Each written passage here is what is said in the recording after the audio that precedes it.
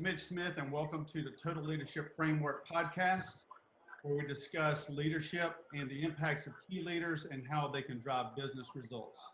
As you may know, if you followed our last webinar, we're covering budgeting this month, and we covered strategy in October. If you read a paper we put out in August, you found that we were really asking companies to really spend time in October on strategy, time in November on budgeting, so that would give ample time in December for planning and alignment. So again, today we're discussing budgeting, and we have with us the CFO of Afaxys, Doug Hooper. And Doug, I've known for a while. We've actually had an opportunity to do business together, so I know not only his reputation in business and in the pharma world, but more importantly, just working side by side, his character and everything that I think is really important. So Doug, welcome. Thank you, Mitch. Pleasure to be here. Tell us a little bit about your background, and then we'll get into our questions. So my background, as you mentioned, I've been finance pretty much my whole career, anywhere from large companies to multi-billion-dollar companies to small startups, and I've had the pleasure of doing those roles because that gives me, I think, a better perspective as a pure finance professional, that I'm not stuck with just being the scorekeeper. So I've been behind the curtain. I know what it takes to run a business, and I think that gives a different perspective. So as Mitch mentioned, I work in the pharmaceutical business primarily today, and I think it's key that finance people are equal seat at the table and not just the typical accountant any longer. Mm-hmm. Well, thank you. Well, that kind of thing gets us off to a good start on question one, and that is, for those that are here, because not everybody that probably will watch, they're not probably a CFO, but they have to interact. But from your perspective as a CFO, what is the real purpose of a budget, and what role does that CFO play in that idea of a budget? Yeah, so a budget is more than numbers. It really should be a living document. So in my mind, and the way we've tried to manage things in the past, a budget sets guidelines, goals, and objectives for the year. And that gets everybody on the same page. That's stakeholders, investors, management team, all the way down to the employees. So it really sets, here's our path going forward, very much like a mission statement, but where a mission or vision is long-term, a budget is for a period, let's just say, of 12 months or a quarter or even a 5-year plan. So it's one way to ensure that management and the entire company is in alignment with realistic or finite resources that companies have. Even large companies have finite resources. So we want to make sure that we maximize those resources. So without some of these guidelines and guideposts, in this case, a budget, but we're the ones who provide some guidelines, some assumptions that we start with, and some analytics behind that, and obviously some history. What did you do last year? Maybe what's changed in the market. But that goes out to each team and their area of expertise. Say, this is what my customer looks like. For example, if I were doing a sales budget. Mm-hmm. Good. Well, that really, I think, leads us to the second question. And you kind of hit on that in your intro. There's a term of an accountant, and then there's a CFO. And I know in my past dealings, there are many people that assume the CFO role that are really accountants. So what I mean by that is they can tell you what happened today, and they can tell you what happened yesterday. And in working with you, I saw something totally different in CFO, and that's the ability to help the executive team have vision to the future. And I can't think of a more important time for a CFO to have that vision than what we saw in 2020, and more importantly, what we're probably going to see in 2021. Can you kind of give some insight to that? Yeah, I couldn't agree with you more in that case. So to your point, many CFOs, finance people have been a scorekeeper. So they talk about the past, they live in the past, but today that's no longer an option. And that's even been accelerated given what's happened in 2020. So for many years, the CFOs were just scorekeepers. Tell me what happened last quarter, what happened last year. And that is a necessary part of the job because there are statutory requirements for shareholders and boards, et cetera. But the CFO today needs to live in both worlds. So while reporting on the past is a requirement, it's part of the foundation of taking analytical information and using that information to predict what may likely happen in the future. The CFO and the finance team hold the keys to vast amounts of analytic data. They need to take that data and apply that. They may not know all the levers, but this requires the CFO and the finance team to dive deep into those levers that may have influenced the past and then measure and determine what impact those levers may have on the future. They may have a greater influence, they have a lesser influence. Given COVID, this is even more critical than we've ever had in the past because those predictive assumptions from the past may or may not be valid any longer. So one piece of advice kind of along that line, don't be the scorekeeper and put the budget on the shelf until next year and just say, hey, we were ahead of budget, we were behind budget. You've got to constantly review and revisit and adjust and examine how those various scenarios, levers, initiatives have performed and changed throughout the year. All of us started out in 2020 with a budget, and then all that just went out the window in March. So hopefully we learn from that and we'll review and reassess as we go. And that's going to mean, hey, we may need to put new, reset our current KPI measures, relook at the levers, and have a much more expansive review process. Mm-hmm. Well, you know, in the last webinar, we talked about that a strategy you probably need to have a plan A and plan B. Again, will the pandemic subside and things get back to somewhat normal? Or as we're currently seeing right now in Europe, there's a resurgence. Does that impact 2021? So we kind of stated, hey, a strategy, you need probably a plan A and plan B. I would imagine as you're working on budget, that's very similar because if the pandemic were to come back, your travel expenditures won't probably go back to normal because people won't travel. So in your budget, while you may have a line item for it, it won't be used. And then potentially, if you're looking to expansion, you may be looking at acquiring a new building or leasing a new building, and now you're like, okay, do we do it or do we not do it? So can you give some insight to that from the CFO perspective? Yep. I'd argue with you that there's not just plan A and plan B. For example, we did 6 scenarios in June because the various levers had either substantial or minimal impact, and those change as a result. And by those levers, I mean, what happened to our customers? What happened to our suppliers? So we really had to look at many more scenarios than we would have had to in the past. So what I'd say, typical budgeting that's gone in the past no longer applies. So you really have to address critical concerns about strategy, value creation, and resources, not just the numbers. So it's going to be ever-evolving scenarios. So one piece I look at, I believe going back to a bit of a zero-based budget or bottoms-up budget is a requirement. And with that, you can't just take last year and say, we're going to increase it by 3% or inflation or some other critical numbers. You know, as you mentioned, travel has changed. Rent may be one of those areas I can negotiate as tenants aren't coming back to traditional workplaces. So I've got to look well beyond what I would have typically done in the past, run rates, et cetera. And it's an ongoing scenario. Not that I want to wish extra work on any CFO, but you may need to do a scenario every month because things are going to change so much. So one piece of advice I'd give, hey, you got to look beyond your 4 walls to really understand what's happening with customers and suppliers.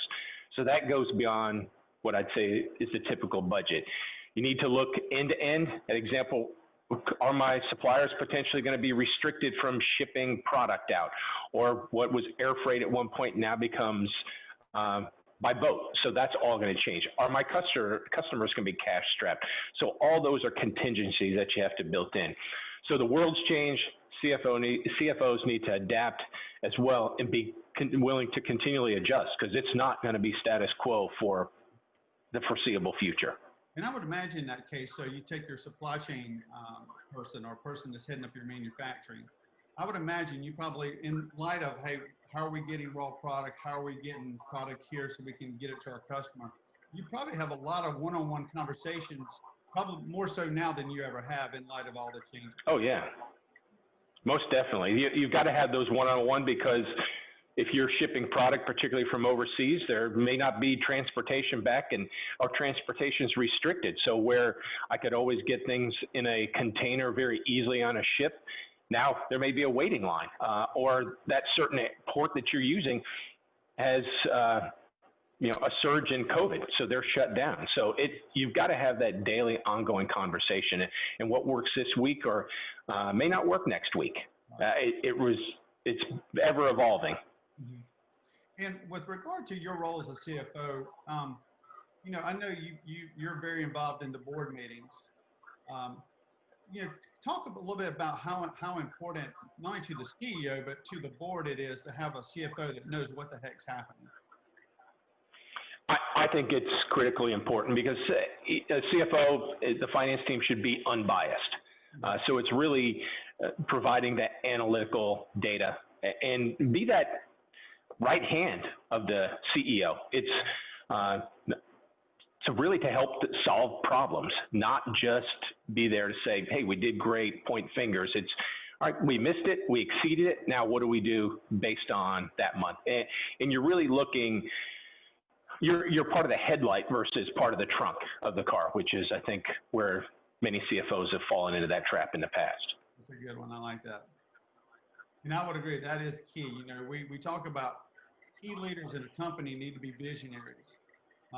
Versus being in the trunk where they're not, they're literally looking back, not looking forward. I think of the old station wagons where, the kids were on the back looking back. They knew where we were going. They knew where we had been. Dad knew where we were going. So it's a great analogy. Exactly. In your role, what key advice do you give your senior team with regard to budgeting and planning? So as you went into this period, what kind of guidelines did you give them? Did you give them 6 scenarios? Did you say, hey, give me some ranges? I mean, how did that look when you started meeting with different teams, whether it be sales, supply chain, whatever it may be? Yeah, so we tried to really look at the big pieces because so much has changed, and you're really trying to, I hate to call it the 80-20 rule. So not every lever is going to be an impact. So you've got to make it somewhat manageable in what you can influence or what's predictable. So we've talked about some of the things, but a couple things that I'd add that we haven't talked about. So we've got to stress test all these scenarios and assumptions outside of our normal review team. So if our normal review team is the CEO, COO, and finance, we got to go beyond that because it may need to go down a level. We may need to involve the board and say, hey, guys, what do you think when we pressure test this? Is there something that we've left off? So that's a big piece that we have. One thing that at least what we've done, so we've tried to hold back, ring fence some spending, if you will, for contingencies to build in some flexibility and uncertainty. So we don't know what those changes are. We got to have that flexibility because it could be positive or negative. So we building gates on a go, no-go decision. And then we release those resources accordingly or reallocate those resources as, hey, we're ahead, we're behind plan, or this has changed, or whatever the case may be. That allows us to be more proactive and have choices versus the choices are dictated to us. And then the other piece, I'd say, hey, you got to take the time to reset those old assumptions and retest those old assumptions. They may or may not apply. Right. So in your career, you've been doing this a while now. So what's the best advice or lesson you've gained as in being a CFO? That's fairly easy, and we talked a little bit about it. What I'd say is you got to be willing to adapt and be an advisor to the management team, the board, et cetera. And secondly, look, you hold the key to the analytical knowledge and the data. It's time to not just keep that in your drawer. It's time to apply that and use it. That's kind of my biggest advice. And you're right. I've seen a lot where you're right. The data from the ERP systems or whatever, come to the accounting unit. Your team's managing that. But a lot of times they don't know how to disseminate it or make it useful by department so you can get your portion of it versus looking through a myriad of data trying to figure out what is my part. It's helping disseminate it so it's useful. Yeah, you definitely have to be able to translate that and what does it mean and make it actionable. Just giving somebody a number, hey, we spent X amount on travel this year, that doesn't really tell me much. What caused it is, and what can we do about it, and should it stay the same or should it go down? That's where we add value. Now, in our next webinar, we're going to be talking about planning and alignment for 2021. And I know the CEO really is setting the real vision of where we're going, communicating that to the board, then to the management team. As you kind of get that guidance, okay, this is what our goals are. We're going to expand, we're going to contract, whatever that may be look like. What role do you play alongside the CEO at ensuring that the leaders are aligned? Because I know the plan is really going to somewhat be tied to the budget that you ultimately kind of come to, again, flexible for 2021, but also with regard just to the alignment of how we're going to be connected and working together and communicating. Tell us a little bit about the CFO role and helping the CEO with communicating that down the line. Yeah, so I kind of look at this in a couple different ways. One, the CEO's role is to be the visionary, and a little bit of the CFO's role is to be the tactical person or group behind that vision. So our role is to really set up those guardrails, that guidance, that accountability. So that way everyone agrees with what we're doing, and it's fairly easy for us to everybody to get aligned around a budget versus a pure vision. And that brings things from maybe a little bit longer term to something that's a little bit near term. So in our role, we just had to be able to be that advisor and provide the tools to measure success, failure, progress, and then look at adjustments going forward. So to me, it's a scorecard in many aspects of, this is what we said we're going to do, this is how we're going to do it, and this is maybe how we get there based on our overall management alignment and agreement. Perfect. Now, if you don't mind me asking, how much time for now are you still in budgeting, or have you completed budget? How much time will you spend on that this year? We've spent, if I had a good guess, because we've done so many iterations because of COVID, I would venture we say we've probably spent 20% of our time on that. So we've built a more robust 5-year plan to really pressure test our long-term assumptions. We've looked at, like I said, many different scenarios. We're sort of in the home stretch of what I would call our 2021 plan, and that will still be going on probably for the next 6 weeks. But this year has been a lot when I look at the overall financial metric, if you will, which is at the end of the day, net income, profit, revenue, gross margin, whatever you want to call it. We've spent probably at least double the normal time to do it.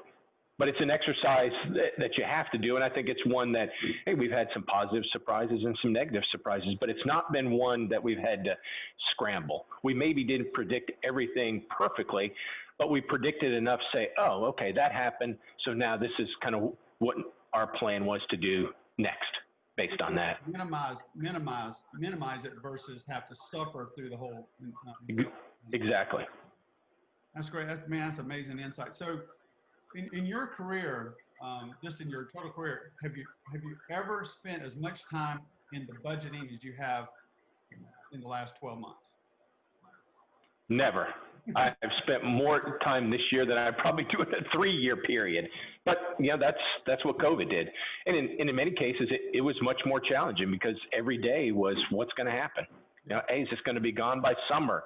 Yeah. And you're impacted it really across everything. Right. From people being able to get to work to just resource availability.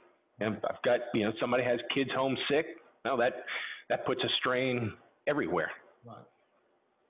Well, Doug, man, you've been very insightful. We appreciate the time you've given. Again, Doug Hooper of Afaxys, and we just appreciate your time and insight. And then just so know, for those that are watching, in just a few weeks, we'll be doing our probably our last webinar of the year, which is around planning and alignment. Taking what you've done in strategy, taking what you've done in your budgeting, and now bringing applications so you start off on the right foot as best you can in January 1.